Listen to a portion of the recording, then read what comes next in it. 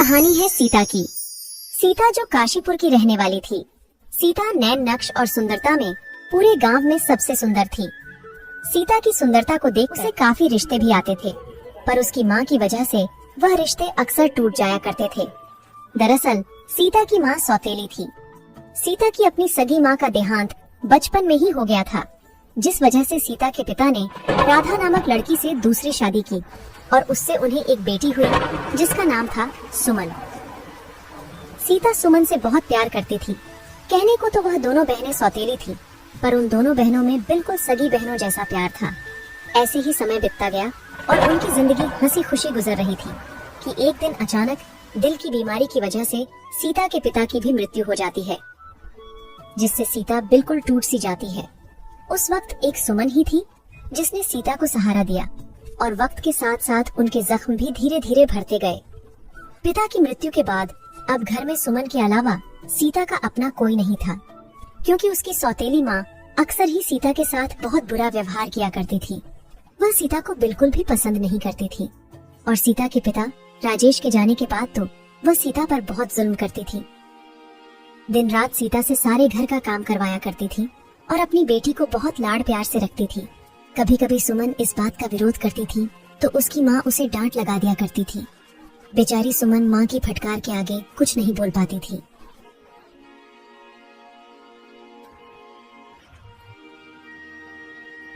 ओ सीता, कहाँ मर गई? जी माँ, अभी आई। ओ महारानी, अभी तक मेरे कमरे की सफाई क्यों नहीं हुई? माँ, वो मैं किचन में बर्तन साफ कर रही थी, बस अभी यहाँ की भी सफाई कर देती हूँ। तुझे मैंने कितनी बार बोला है, सबसे पहले मेरे रूम की सफाई किया कर, बाद में बाकी का काम। ठीक है माँ, मैं बस अभी कर देती हूँ, आप बस मुझे कुछ मिनट दीजिए। हाँ ठीक है, जल्दी कर और सफाई हो जाए तो जाकर मेरे और सुमन के सारे गंदे कपड़े पड़े हैं, वह धोकर छत पर डालना है। ठीक है माँ, मैं धोकर डाल दूंगी।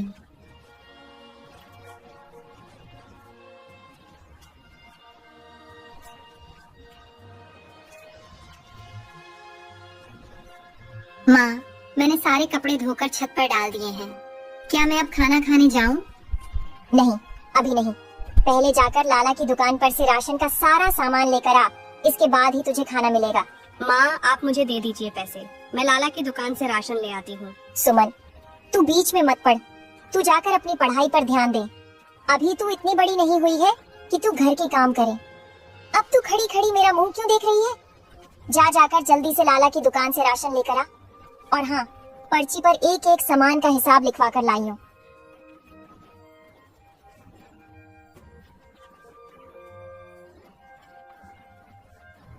सीता सामान लेने के लिए लाला की दुकान पर पहुंच जाती है। लाला जी, मुझे 1 किलो चावल, 1 किलो दाल और 3 किलो आटा दे दो। सीता लाला की दुकान से सामान ले ही रही थी कि तभी वहाँ पर गांव का सेठ दयावंत पहुँच जाता है। अरे सीता, तुम यहाँ? हाँ साहब, बस माँ ने कुछ राशन का सामान मंगाया है, वही लेने आई हूँ। अरे लाला भाई, कितना हिसाब हुआ है सीता का? सेठ जी 200 रुपए हुए हैं। ठीक है, तो 200 रुपए मेरे खाते में लिखवा देना, मैं इन सामान के पैसे भर दूंगा। नहीं नहीं सेठ जी, ये आप कैसी बातें कर रहे हैं? माँ ने पैसे दिए हैं मुझे। लाला जी, आप यह लीजिए पैसे, इसमें से 200 रुपए काट लीजिए। सेठ दयावंत बहुत ही चालाक और लालची इंसान था। उसकी हमेशा से ही सीता पर नजर रहती थी। वह सीता से शादी करना चाहता था और किसी न किसी बहाने से सीता से बात करने की कोशिश किया करता था।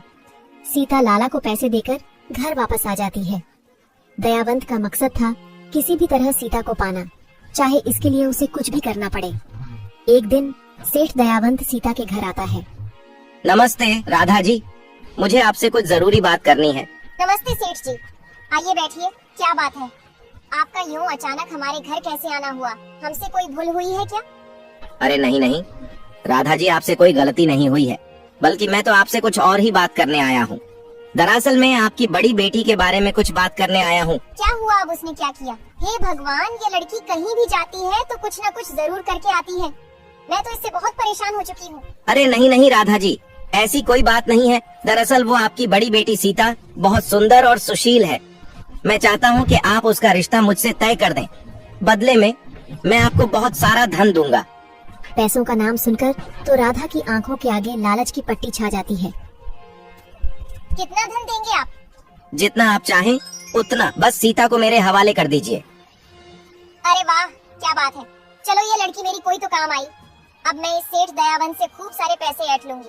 लगता है ये सेठ सीता की खूबसूरती पर पागल हो गया है। ठीक है सेठ जी, सीता का रिश्ता आपसे तय है। यह बात सीता और सुमन दूसरे कमरे से सुन लेती है। सेठ दयावंत के जाने के बाद सुमन गुस्से में अपनी माँ के पास आती है। माँ, आप ऐसा कैसे कर सकती हैं? आप दीदी का रिश्ता उनसे बिना पूछे कैसे कर सकती है?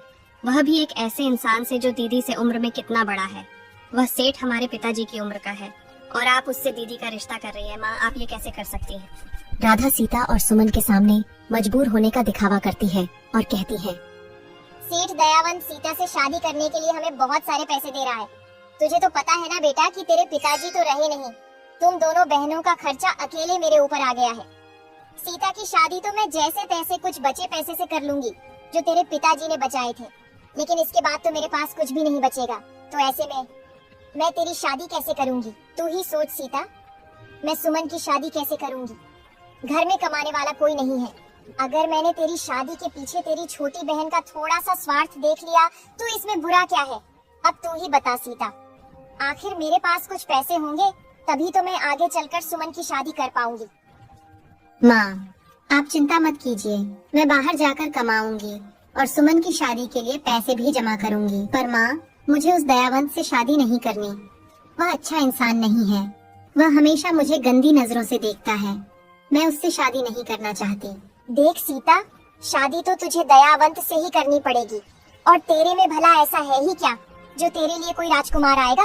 इस घर में वही होगा जो मैं चाहूंगी और मुझे इस बारे में तुम दोनों से कोई बहस नहीं करनी। सीता और सुमन माँ के लिए हुए इस निर्णय से बहुत दुखी थीं। सीता किसी भी हालत में दयावंत से शादी नहीं करना चाहती थी। इसके लिए सीता और सुमन ने मिलकर एक योजना बनाई। अगले दिन से सीता सेठ दयावंत के घर जाती है। दयावंत सीता को अपने घर देख बहुत हैरान होता है। अरे सीता जी, कैसे आना हुआ आपका इस गरीब के घर? आइए बैठिए, हम आपकी खातिरदारी के लिए कुछ लेकर आते हैं। नहीं दयावंत जी, मैं आपके घर कुछ खाने के लिए नहीं आई हूँ। मुझे अपनी माँ से पता चला कि आप मुझसे शादी करना चाहते हैं। मैं तो आपको अपने पिता की समान समझती थी, पर मुझे अभी पता चला कि आप तो मुझे किसी और ही नजरों से देखते हैं। लेकिन अगर आपको मुझसे शादी करनी है तो आपको मेरी एक शर्त माननी होगी। अजी, तुम्हारे लिए तो हर शर्त मंजूर है। बोलिए, क्या शर्त है तुम्हारी? अगर आप चाहते हैं कि मैं आपसे शादी करूं, तो आपको मुझे एक विशेष हार देना होगा जो गांव के बड़े मंदिर में रखा हुआ है। वह हार बहुत ही कीमती और अनमोल है। अगर वह हार आप मुझे लाकर दे दे तो मैं आपसे शादी करने के लिए तैयार हूँ। लेकिन तुम्हें वह हार ही क्यों चाहिए? तुम मुझसे एक बार शादी कर लो, मैं तुम्हें ऊपर से लेकर नीचे तक गहनों से भर दूंगा। नहीं सेठ जी, मुझे वही हार चाहिए। मेरा सपना था कि मैं एक बार उस हार को अपने गले में पहनूं। क्या आप मेरे लिए इतना सा भी नहीं कर सकते हैं? अगर ऐसी बात है तो समझो वह हार तुम्हारा हुआ। मैं जल्द ही उस हार को तुम्हें ला कर दूंगा। मुझे 2 दिन का समय दो।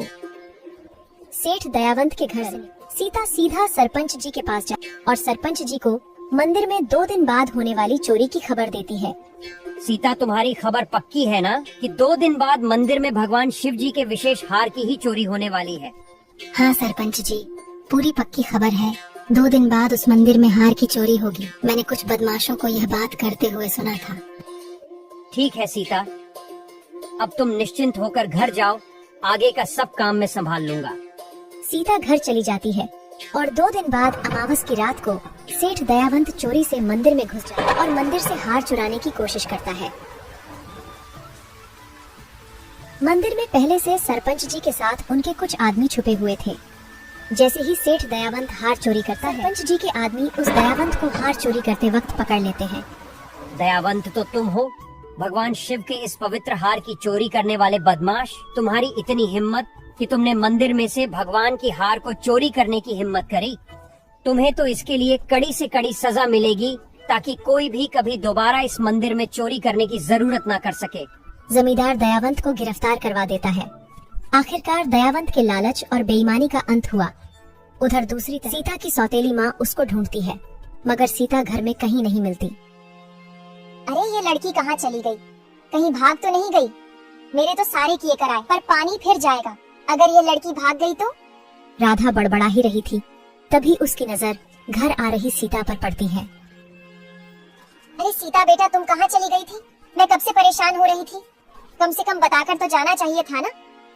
ये माँ को अचानक से क्या हो गया? माँ ने आज तक तो मुझसे कभी इतने प्यार से बात नहीं की, फिर आज अचानक से ये चमत्कार कैसे हुआ? वो माँ, बात यह है कि सीता राधा को सारी बात बताती है कि किस तरह उसने सेठ दयावंत को सबक सिखाया और उसे जेल की हवा खिलाई। हे भगवान, आज इसने उस दयावंत को जेल में भेज दिया। कल कहीं अगर इसने मेरे खिलाफ पुलिस में कंप्लेन कर दी कि मैं इसकी शादी उस अधेड़ उम्र के दयावंत से जबरदस्ती करवा रही थी, तो भगवान जाने मेरा क्या हाल होगा। राधा सीता के सामने खुश होने का दिखावा करती है। हाँ बेटा, ये तो तूने बहुत अच्छा किया। मैं तो उसे बहुत अच्छा इंसान समझ रही थी, लेकिन वह तो बहुत बड़ा चोर निकला। मेरी सीता बिटिया तो बाल बाल बच गई उस चोर दयावंत से। अच्छा जा बेटा, अब तू अपने कमरे में आराम कर ले, थक गई होगी ना। सीता अपने कमरे में चली जाती है। इस लड़की ने तो मेरे सारे की कराए पर पानी फेर दिया। इतना अच्छा खासा पैसा हाथ में आ रहा था और इस लड़की की वजह से अब मुझे कुछ नहीं मिलेगा, लेकिन इसकी भरपाई मैं इस लड़की से जरूर करूंगी।